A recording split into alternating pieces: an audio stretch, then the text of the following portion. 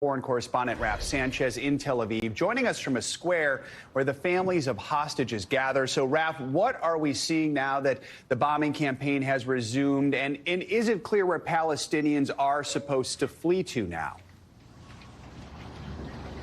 Well, Joe, as you just heard, it is a desperate and deadly situation inside of Gaza this morning. The Palestinian Health Ministry in Gaza, which is controlled by Hamas, says at least 32 people have been killed since the ceasefire broke down, since Israeli airstrikes began.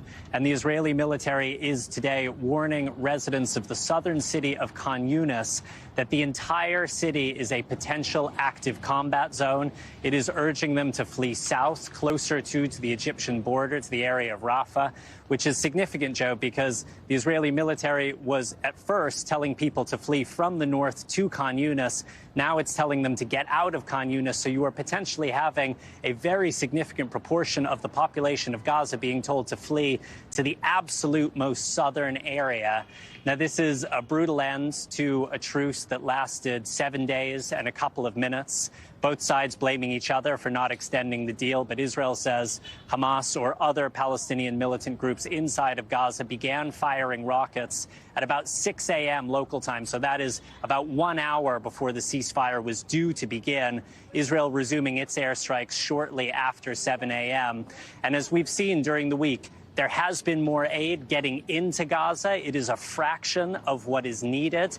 And all of those overlying issues remain as they were. You have a healthcare system that has collapsed. You have disease, which is spreading, and a lot of concern, especially for children, as you just heard. Jeff. So, Raf, this comes a day after Secretary Blinken warned Israel to try and minimize civilian casualties and act in accordance with international law. Is the U.S. trying to put more pressure on Israel, and how is Israel responding to that? So we are seeing a shift in tone from the Biden administration. They are still saying that Israel's military campaign to remove Hamas is a legitimate military objective, but you are hearing much more emphasis now, as you did from Secretary of State Blinken here in Tel Aviv last night, on reducing civilian casualties inside of Gaza.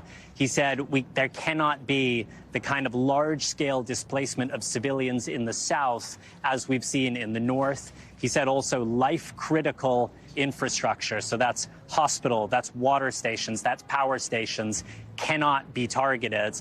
He is saying, though, that Hamas is embedded among the civilian population, in some cases below hospitals, and ultimately they do hold Hamas responsible for this entire situation, beginning with the October 7th terrorist attack inside the south of Israel.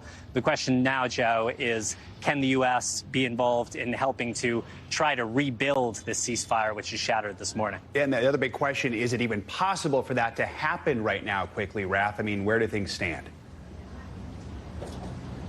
So Qatar, which were the brokers of the initial ceasefire, say they are continuing mediation efforts between Israel and Hamas to try to get this truce back on track.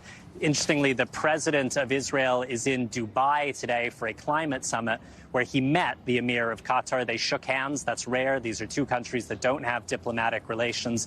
There is broad feeling here that there is likely to be at least a couple of days of fighting before any ceasefire can come back into effect. We did see that last group of Israeli hostages coming out of Gaza yesterday, 7 women, 1 male teenager, including for the first time 2 Palestinian citizens of Israel. So these are from the Bedouin community. These are Muslims who were themselves kidnapped by Hamas during the October 7th terror attack. All right. Raf Sanchez from Tel Aviv. Raf, thank you so much. Thanks for watching. Stay updated about breaking news and top stories on the NBC News app or follow us on social media.